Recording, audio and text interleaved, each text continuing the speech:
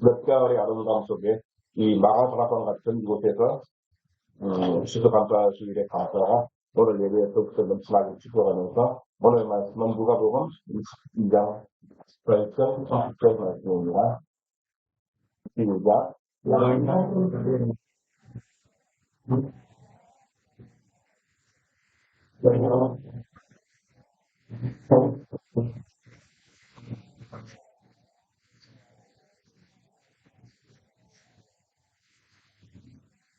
항상 성숙하기를 원하노라라는 제목으로 블로그 목사님께서 말씀을 전해드리겠습니다. 네, 오늘 추수감사 주일로 우리는 다 함께 모였습니다. 무엇이 한 해 저에게 참 축복일까 이런 생각을 하다가 참 이것이 우리에게 하나님이 주신 큰 축복이 아닌가 생각이 들었습니다. 함께 이렇게 모였다는 것. 우리는 예수님으로 인해 모였고 또 어디서든지 모일 것이고 두세 사람이 나의 이름으로 모인 곳에 내가 함께 할 것이다. 주의 이름으로 모인 무리가 교회인 줄로 믿습니다. 성령이 임하시고 사도행전 2장에서 임하시고 교회가 탄생하고 그러면 이렇게 모인 교회 공동체는 과연 무엇을 했는가? 무엇이 교회의 그 DNA, 본질적인 DNA인가? 교회가 탄생했을 때 그 교회는 과연 무엇을 했는가? 사도행전 2장 42절을 보겠습니다.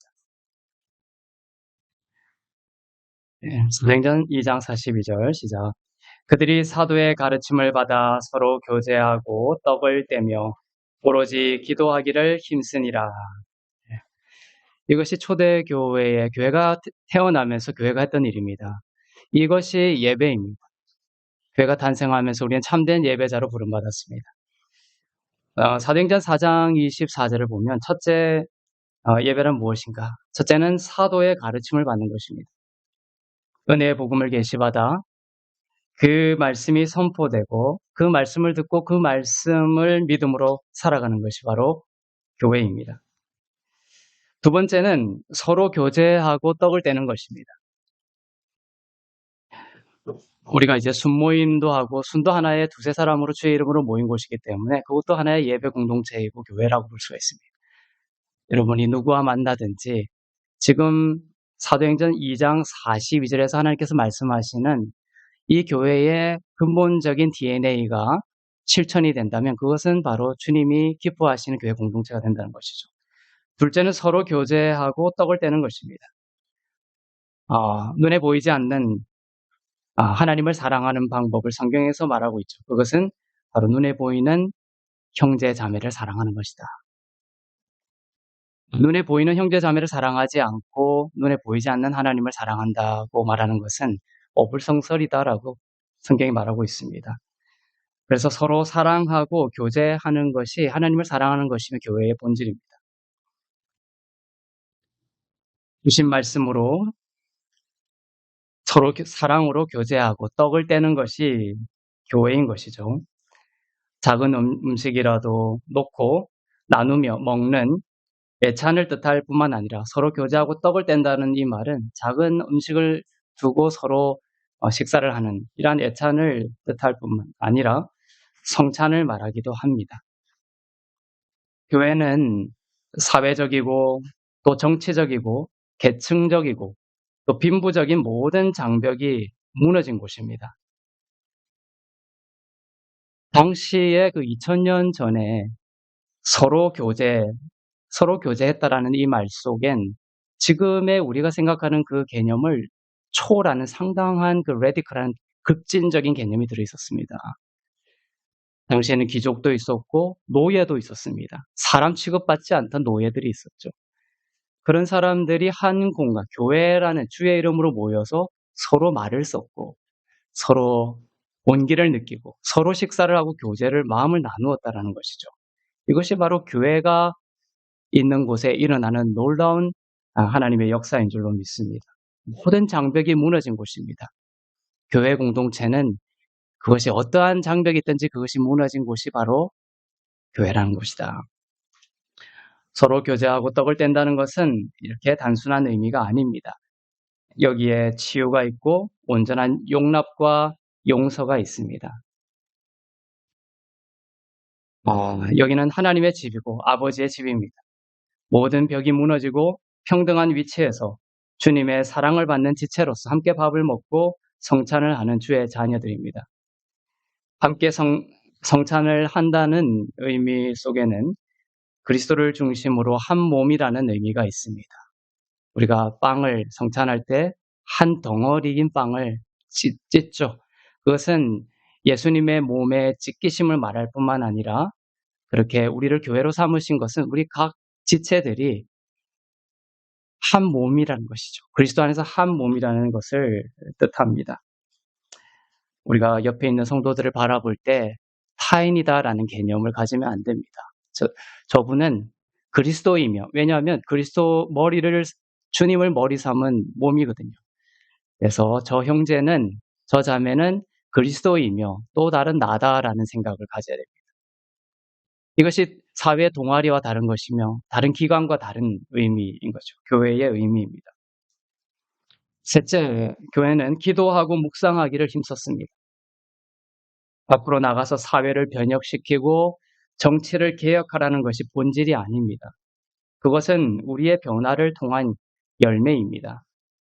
기도와 묵상은 그런 의미에서 무능력하게 보이지만 가장 강력한 하나님이 주신 선물입니다.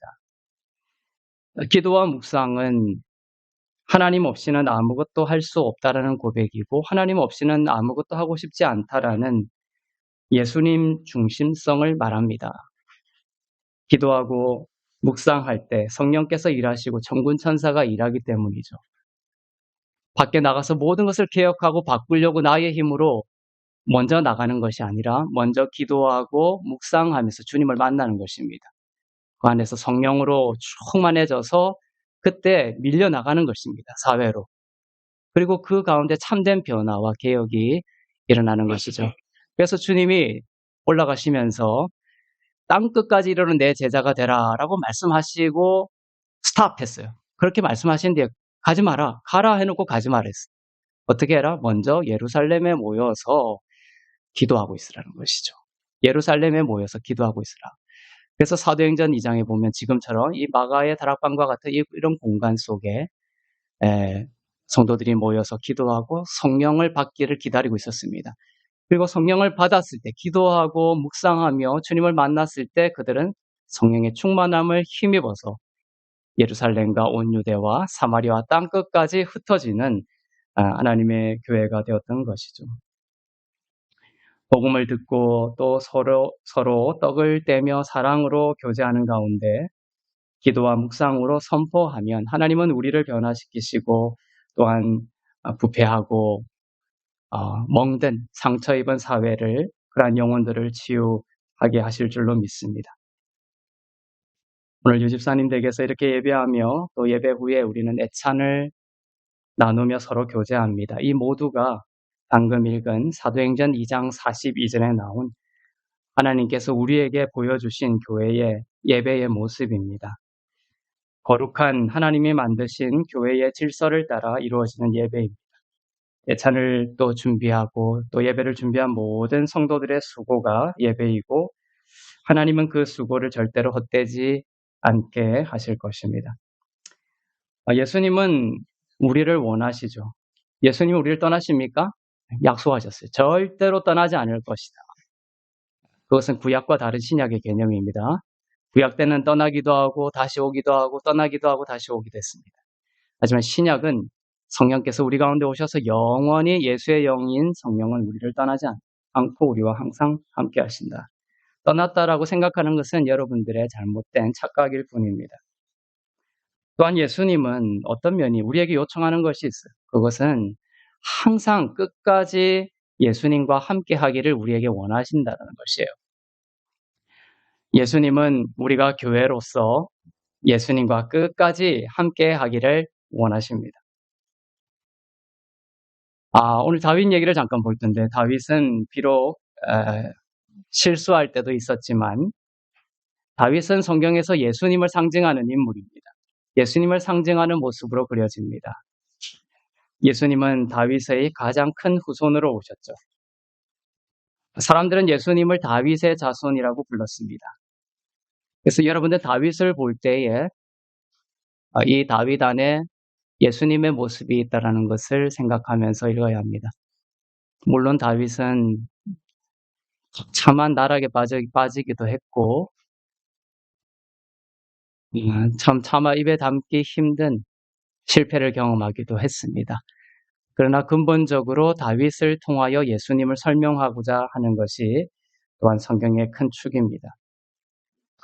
예를 들면 다윗이 사울 왕에게 쫓겨서 어디에 있었습니까? 광야 아둘람에 있을 때였습니다. 사무엘상 22장 2절을 보겠습니다. 환난당한 모든 자와 빚진 모든 자와 마음이 원통한 자가 다 그에게로 모였고 그는 그들의 우두머리가 되었는데 그와 함께한 자가 400명가량이었더라. 네. 제가 이렇게 개척할 때 참 이 말씀을 주셔가지고 얼마나 울었는지 몰라요. 다윗이 광야에 있을 때에 다윗에게 몰려들었던 사람들이 있었습니다. 그들은 처음에는 어떤 자들이었냐면 환난당한 자들이었습니다. 영혼의 상태를 말합니다. 빚진 자들이었고 마음이 원통한 자들이었습니다. 저부터가 그랬습니다. 이 모든 사회로부터 참된 생명의 양식을 받지 못한 환난당한 자, 빚진 자, 마음이 원통한 모든 자들이 다윗에게로 몰려들었습니다. 그들의 처음 모습은 그랬죠. 그런데 그들이 누구와 함께 있자? 다윗과 함께 있게 되자 어떻게 되었냐면 나중에 보면 이들이 변하여서 강력한 다윗의 군대가 됩니다. 다윗은 예수님을 예표합니다. 주님은 여러분이 주님 곁에 있기를 원합니다. 환난당한 자, 빚진 자와 마음이 원통한 자들이 다윗에게 몰려들었고 다윗과 함께 있으므로 강력한 왕국의 군대로 성장했던 것처럼 하나님은 여러분이 다윗 곁에, 예수님 곁에 있기를 원하십니다. 끝까지. 그러면 주님 곁에 있으면 주님이 우리의 변화의 주체가 되실 것입니다. 환난당한 자, 또 빚진 자, 마음이 원통한 자들이었지만 그들은 어떠한 경우에도 다윗을 떠나지 않았고 끝까지 광야에 버림받은 다윗과 함께 했습니다. 예수님도 2000년 전에 이 땅 가운데 오셔서 거절당하셨습니다. 이 땅은 그분을 원하지 않았습니다. 다윗처럼. 다윗을 버렸던 세상처럼. 요한복음 1장 11절을 보겠습니다. 자기 땅에 오매 자기 백성이 영접하지 아니하였으나 자기 백성이 영접하지 않았습니다. 주님을. 예수님을 원하지 않았죠. 그러나 그 중에서도 다 그랬던 것이 아닙니다. 예수님을 향하여 눈이 뜨여지고 예수님을 믿고 예수님 곁에 있게 된 자들이 있었습니다. 그리고 그들은 모두 어떻게 되었냐? 다윗에게 몰려든 자들이 큰 다윗의 군대가 됐던 것처럼 그들도 모두 예수님을 믿고 하나님의 자녀가 되는 권세를 얻었습니다. 요한복음 1장 12절을 보겠습니다. 영접하는 자, 곧 그 이름을 믿는 자들에게는 하나님의 자녀가 되는 권세를 주셨으니 유대인들이 예수님을 거절했고 로마도 예수님을 거절했습니다. 그러나 주님과 함께한 자들이 있었습니다. 예수님이 하신 말씀입니다. 누가복음 22장 28절 30절 보겠습니다. 나와 함께한 자들을 향하여 말씀하십니다. 시작. 너희는 나의 모든 시험 중에 항상 나와 함께한 자들인즉 너희로 내 나라에 있어 내 상에서 먹고 마시며 또는 보좌에 앉아 이스라엘 12지파를 다스리게 하려 하노라. 너희는 어떤 너희를 말하고 있습니까? 나의 모든 주님이 시험 당할 때에 항상 나와 함께한 자들이다. 주님이 그들을 바라보는 마음이 어떻겠습니까? 너무 좋으시겠죠. 주님은 지금도 세상에서 거절당하고 계십니다. 2000년 전에 유대 광야에서 유대인들에게 거절당하셨던 것처럼 주님은 지금도 세상에서 거절당하고 있습니다. 그러나 주님은 우리들에게 말씀하십니다. 너희는 나의 모든 시험 중에 항상 나와 함께한 자들이다. 오늘 우리가 이렇게 예배를 드리고 주의 이름을 높이고 또 서로 떡을 떼며 교제하며 함께 교회를 이루어 나가는 것이 바로 주님이 우리에게 이렇게 말씀하시는 거예요. 너희는 나의 모든 시험 중에 항상 나와 함께한 자들이다. 주님이 우리를 이렇게 부르셨다라는 거. 우리가 사실 하는 것 같지만 주님이 부르셨기 때문에 이런 일이 가능한 것입니다. 이것이 최고의 감사가 아니겠습니까? 우리는 주님을 떠나지 않을 것입니다. 주님이 거절당하시고 또 시험 중에 있을 때에도 우리는 항상 주님과 함께 하는 자들이 될 것입니다. 우리가 주일마다 모여 예배하는 것이 바로 그 한 현상이죠. 이렇게 주님을 떠나지 않고 주님과 항상 함께 한 자들에게 주님이 하시는 약속은 바로 이것입니다. 나와 함께 다스리게 될 것이다. 내 상에서 먹고 마시며 보좌에 앉아 이스라엘 12지파를 다스리게 될 것이다. 바로 이 약속이 여러분의 현재이고 미래입니다. 다스리는 자입니다. 주님이 시험 당할 때 주님을 떠나지 않고 주님과 함께 했던 것. 바로 우리들의 이 모습을 주님께서 보시고 약속하시는 거예요. 다스리는 자로 나와 함께 너희는 다스리는 자가 될 것이다. 주님이 지금 거절당하시는 이 시대에 우리는 그분을 따릅니다. 우리가 모인 것이 바로 그 의미입니다. 주님은 이 시간을 기억하실 것입니다. 다윗은 자신의 아들인 압살롬에게도 거절당했습니다. 예수님은 거절당하셨죠. 다윗의 이야기를 보면 다윗은 또한 사울에게도 쫓겨가고 사울의 왕국에서 버림받은 것뿐만 아니라 자기의 아들인 압살롬에게도 거절당했던 왕이었습니다. 압살롬이 다윗의 왕위를 찬탈했고 다윗은 그럼 어떻게 해요? 아들을 보복해야 돼요. 아들 죽여야 되잖아요. 그렇지만 다윗은 그렇게 하지 않았습니다. 다윗은 자기의 왕위를 찬탈한 압살롬을 보복하는 것을 원하지 않고 떠났습니다. 가족에게서 또 사랑하는 이에게서 거절을 당한다는 것은 얼마나 아프고 고통스러운지 아실 것입니다. 다윗은 사랑하는 이들에게 이렇게 버림받았습니다. 아들에게요.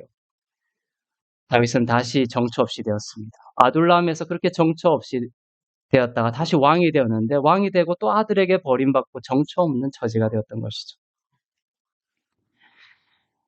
다윗이 아둘람에 있을 때 많은 사람들이 와서 환난당한 자, 원통한 자, 빚진 자들이 와서 다윗을 도왔던 것처럼 이제 다윗이 아들에게 버림받아서 정처 없이 됐을 때 그때도 다윗에게 온 사람이 다윗을 도와준 사람이 있었어요. 음식과 생필품과 잠자리 등을 가지고 와서 다윗을 지원한 사람이 있었습니다. 바로 그중 한 사람이 바로 바르실레입니다. 바르실레. 그는 유대인도 아니었습니다. 요르단 쪽에서 온 사람이었습니다. 그는 부유했고 다윗에게 공급할 것을 가지고 왔습니다. 이렇게 바르실레의 도움을 받아서 다윗은 그 어려운 시간들을 지나게 되죠. 이제 시간이 흘러서 이제 왕위를 찬탈했던 아들 압살롬이 죽습니다. 이제 상황이 역전되었죠. 이제 다윗은 왕궁으로 돌아갈 차비를 합니다. 자기를 어려울 때 도와줬던 바르실레가 얼마나 감사했겠어요. 그때 바르실레에게 다윗이 요청합니다. 같이 가자고. 왕궁으로 같이 가자고 합니다. 그런데 안타까운 장면이 여기에 있습니다. 뭐냐면 바르실레는 다윗과 함께 건너가지를 않았습니다.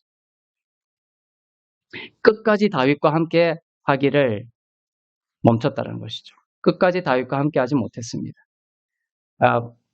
다윗의 함께 건너가자라는 요청을 바르실레가 거절하는 장면을 보겠습니다. 사무엘하 19장 33절에서 35절입니다. 시작. 왕이 바르실레에게 이르되 너는 나와 함께 건너가자. 예루살렘에서 내가 너를 공개하리라. 바르실레가 왕께 아뢰되 내 생명의 날이 얼마나 있사옵겠기에 어찌 왕과 함께 예루살렘으로 올라가리이까. 내 나이가 이제 80세라.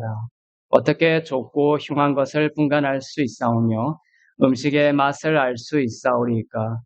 이 종이 어떻게 다시 노래하는 남자나 여인의 소리를 알아들을 수 있사오리이까. 어찌하여 종이 내 주 왕께 아직도 누를 끼치리이까. 참 좋아 보이는 듯한 거절이죠. 하지만 이것은 하나님이 원하는 모습이 아니었습니다. 다윗은 함께 건너가자고 했고, 왜냐면 아까 말씀했죠. 예수님께서 모든 시험 중에 내가 시험 당할 때 나와 함께한 자들에게 주님이 무엇을 약속했습니까? 나와 함께 다스릴 것이다. 이제 다윗이 왕궁으로 돌아가서 이제 다스리는 왕의 그 권세를 행사할 때 바르실레와 함께 다스리는 자의 권세를 주려고 하는데 바르실레는 그것을 거절하고 있는 것이죠. 바르실레는 나이가 80이라며 거절합니다. 갈렙의 경우와 대조되죠. 갈렙은 85세인데도 이 산지를 내게 주소서라며 주님을 따랐습니다.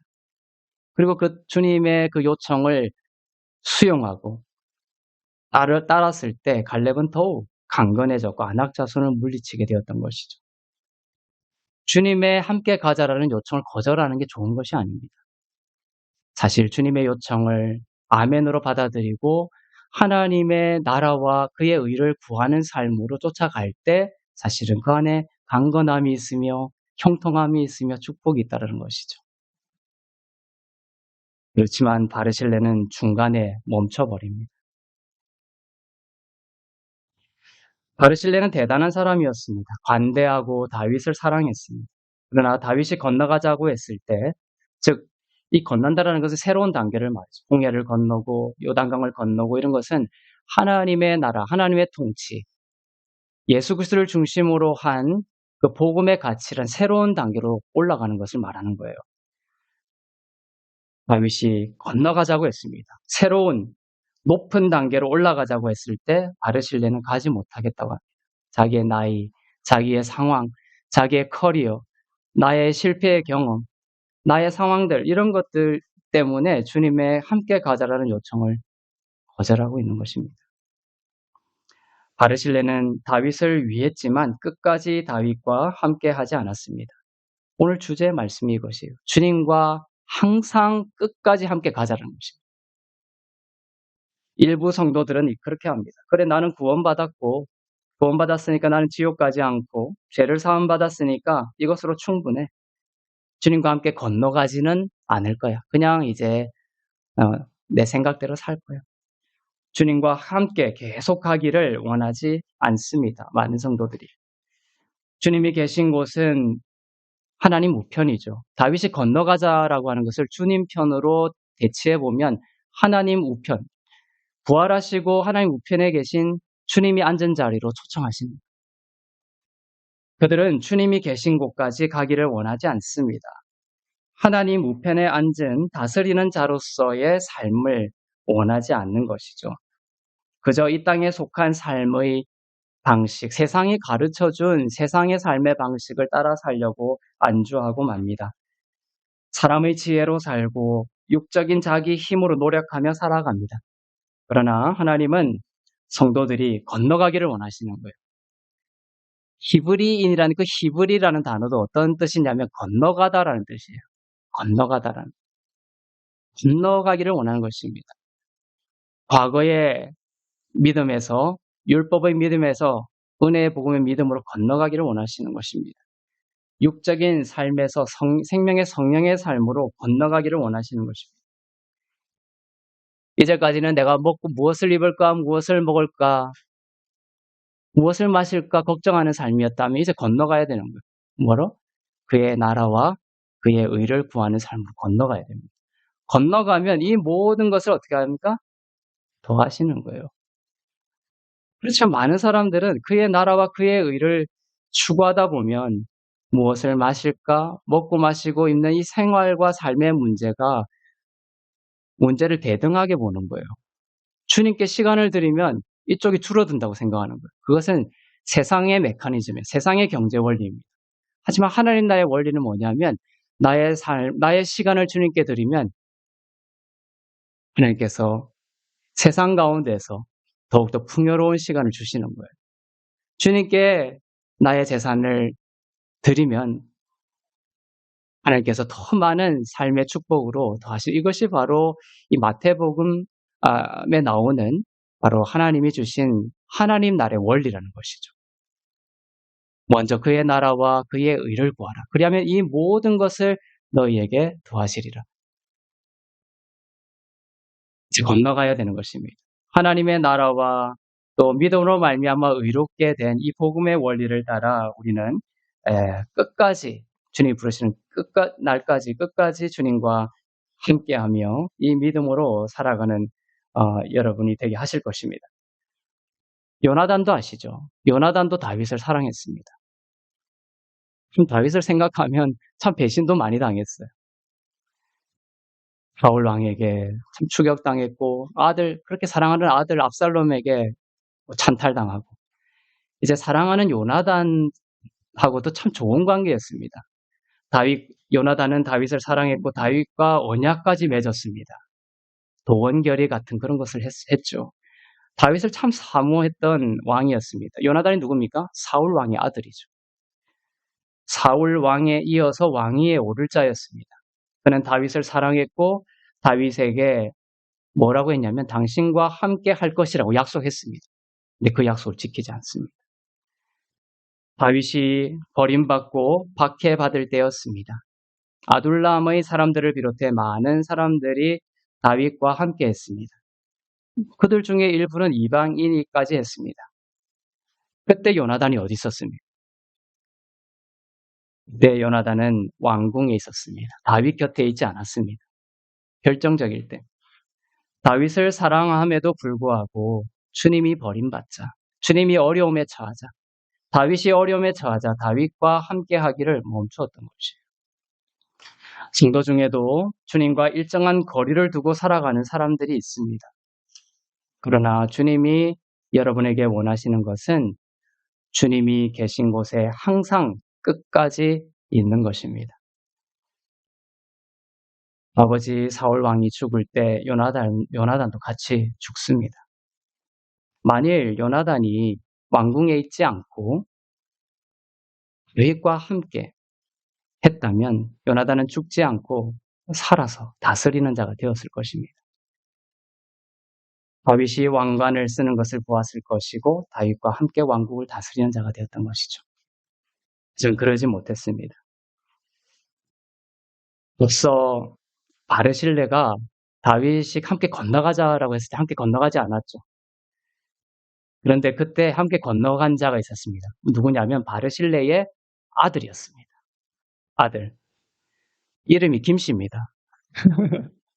김함. 김함이라는 이름을 가진 바르실레의 아들이 있는데 그 김함이 다윗과 함께 건너가서 다스리는 자. 끝까지 다윗과 함께 하는 자가 되었습니다. 근데 성경에 보면 이 김함이 다윗과 함께 건너가서 다스리는 자가 된 것만이 아니라 나중에 예수님이 오시는 것까지 다 연결이 되어 있어요. 이분이. 다윗과 함께한 여러분의 주님과 함께함이 여러분 대에 그치는 것이 아닙니다. 다윗과 끝까지 함께 했던 김함에게 하나님이 어떤 축복을 주셨는지 아십니까? 다윗은 자신이 자란 그 집이 있었는데 다윗은 자신이 자란 집을 김함에게 줍니다. 그 집은 어디에 있었냐면 베들레헴에 있었습니다. 그리고 김함은 그 집을 숙박시설로 바꿉니다. 김함은. 그리고 시간이 흘러서 예수님이 예루살렘에 탄생하게 되시죠. 그때 예루살렘에 왔는데 숙박시설이 없었죠. 마리아와 요셉은 베들레헴에 머물 곳을 찾지 못했습니다. 김함이 받은 집이 어디 근처에 있다고요? 베들레헴에 있다는 거예요. 그런데 예수님이 오셨을 때 베들레헴에 뭐가 없었냐면 숙박시설이 여관이 없었다고 되어 있습니다. 그때 요셉과 마리아는 한 숙소를 찾게 됩니다. 기적적으로 한 숙소를 찾게 되는데 그 구조가 어떻게 되어 있냐면은 이렇게 숙소에 들어가면 자는 공간들이 있어요. 그 공간이 꽉 차면은 예를 들면 파킹랏이 있죠. 주차장. 예전에는 주차장이 뭡니까? 말을 사람들이 타고 다니니까 도착하면 말을 세워놓는 곳이 있습니다. 그것이 한 지붕 밑에 연결이 돼 있어요. 그러니까 이쪽에 사람들이 자고 있고 여기는 이제 차가 주차가 돼 있는 것이죠. 말이 있는 것이죠. 거기에 뭐가 있냐면 구유가 있는 거예요. 말이 먹을 수 있는 구유가 있는 거예요. 거기에 예수님이 누임을 당하고 태어나게 되신 것이죠. 자, 이 집이 무엇이냐? 예수님이 태어나신 베들레헴에 바로 그 유일하게 주님이 누일 수 있었던 바로 그 숙박시설이 바로 다윗과 함께 다윗과 끝까지 했던 김함이 다윗에게서 받았던 집이었습니다. 그것이 예레미야 41장 17절에 나옵니다. 그게 김함이 받은 집이 나오죠. 김함이 받은 집 이름이 뭐냐면 게롯 김함이라는 이름이 나옵니다. 예레미야 41장 17절에 게롯 김함의 뜻은 뭐냐면 김함의 여관이란 뜻이에요. 그것을 예레미야 41장 17절에 나오죠. 그래서 한 인물이 쫓겨가다가 여기에 머무는 쫓겨가다가 머무는 피난처로 머무는 장소로 게롯 김함이 나옵니다. 장차 오실 메시아가 그곳에 피난처로 삼고 태어날 공간을 예시하고 있는 것입니다. 김함은 다윗과 함께 함으로 이렇게까지 많은 축복을 받은 것입니다. 김함이 다윗과 함께 끝까지 함께 했을 때 그의 자손을 통해서 그 김함이 받은 그 집과 소유와 재산을 통해서 예수 그리스도의 탄생이 이루어지게 되는 놀라운 역사가 일어나게 됐던 것이죠. 여러분들이 오늘 살아서 주님과 끝까지 함께하는 이 시간들이 결코 헛되지 않을 줄로 믿습니다. 하나님의 놀라운 구원의 뜻을 대대에 이루게 하실 것입니다. 주님은 약속하셨습니다. 내가 세상 끝날까지 너희와 항상 함께하리라. 그런 주님께서 오늘 우리에게 질문하십니다. 나와 함께 건너가지 않겠느냐? 항상 끝까지 나와 함께 하지 않겠느냐? 바로 그것이 교회입니다. 우리의 가장 큰 축복이자 감사는 예수님을 만난 것이죠. 그것이 예수님의 몸으로 나타난 것이 바로 주님을 머리 삼은 교회입니다. 우리는 늘 말씀 가운데, 기도 가운데, 묵상 가운데 주님을 끝까지 추구하고 주님과 함께하지만 눈에 보이는 예수님으로 나타난 현상이 교회입니다. 교회의 지체들인 거예요.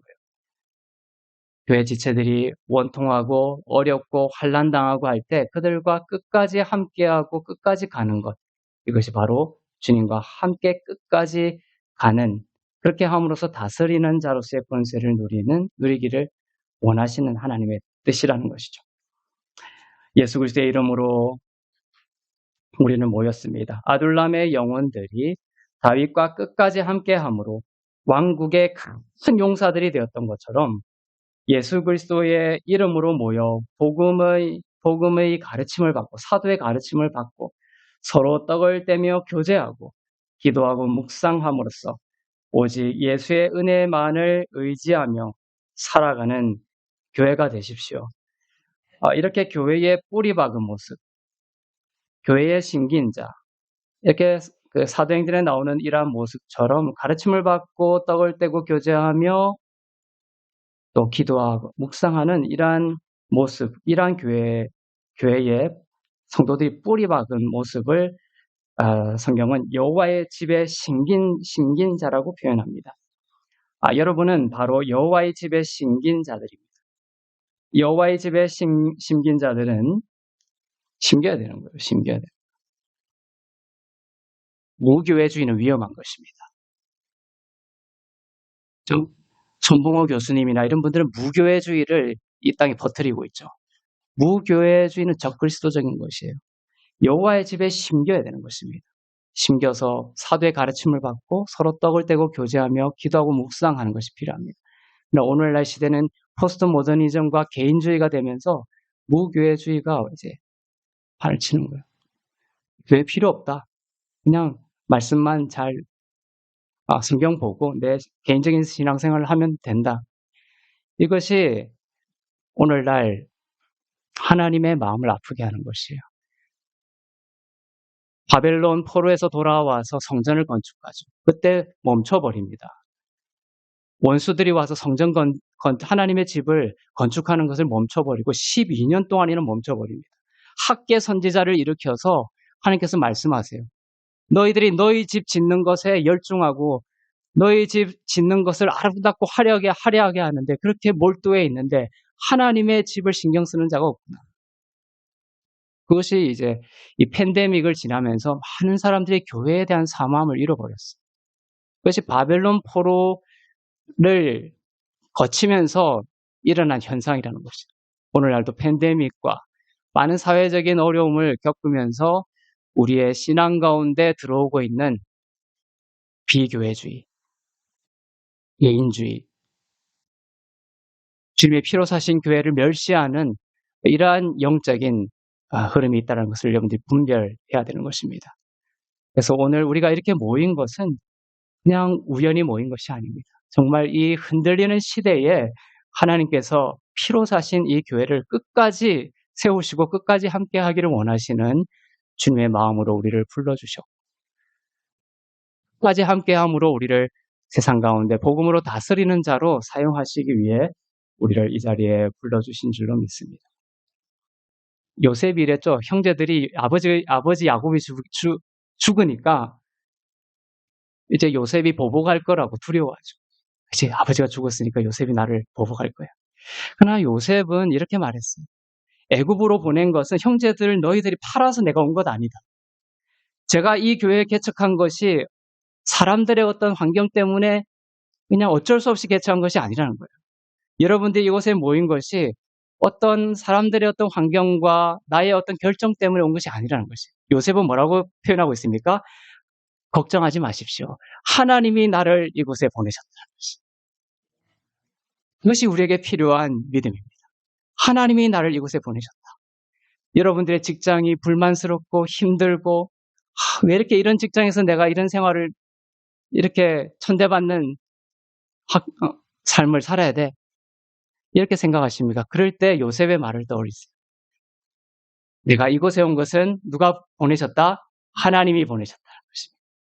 그러면 모든 것이 달라지는 거예요. 하나님이 그곳에 보내셨기 때문에 하나님께서 지키시고 하나님께서 영화롭게 하실 줄로 믿습니다. 이것이 바로 교회에 심긴 자들입니다. 이렇게 교회에 심긴 자, 여호와의 집에 심긴 자들에게 주시는 축복의 말씀을 보며 말씀을 마치겠습니다. 시편 92편 12절에서 14절을 보겠습니다. 시작. 의인은 종려나무같이 번성하며 레바논의 백향목같이 성장하리로다. 이는 여호와의 집에 심겼음이여 우리 하나님의 뜰 안에서 번성하리로다. 그는 늙어도 여전히 결실하며 진액이 풍족하고 빛이 청정하니. 자, 여호와의 집에 심긴 자들은 어디서 번성한다고요? 하나님의 뜰 안에서 번성합니다. 이것이 두 개가 연결이 되어 있습니다. 하나님의 뜰은 세상을 말하는 거예요. 하나님이 다스리시는 이 땅을 말합니다. 하나님의 뜰에서 번성하기 위해서는 어떻게 돼야 됩니까? 여호와의 집에 심겨야 되는 것입니다. 교회를 이루고 그래서 사도의 가르침을 받고 떡을 떼고 교제하며 기도하고 묵상하며 하나님의 나라를 이루어가는 것. 그것이 세상 속에 위치해 있어서 번져가는 것이 선교예요. 전도입니다. 그것이 핵심적인 DNA라는 것이죠. 그렇게 세상에서 거절당하는 예수와 항상 끝까지 교회로서 함께 건너가 하나님의 뜰 안에서 번성하며 언제나 어떻게 돼요? 늙어도 여전히 결실하고 나이가 많아도 열매가 있다는 거예요. 언제나 결실하고 진액이 풍부하고 그 빛이 청정한 주의 자녀들 다 되시기를 축복합니다. 기도하겠습니다.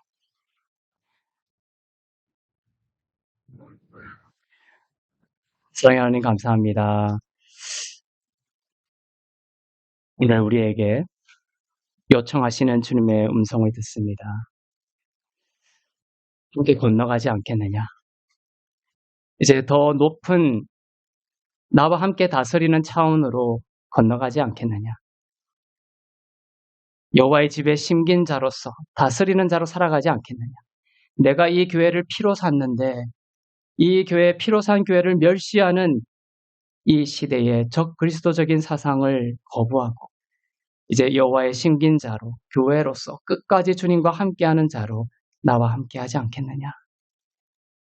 이 부르심의 아멘으로 화답하며 여호와의 집에 심긴 자로 끝까지 주님과 함께할 때에 하나님의 뜰 안에서 번성하며 늙어도 여전히 결실하며 진액이 풍족하고 빛이 청정한 하나님의 자녀들 다 될 수 있도록 인도하여 주시옵소서.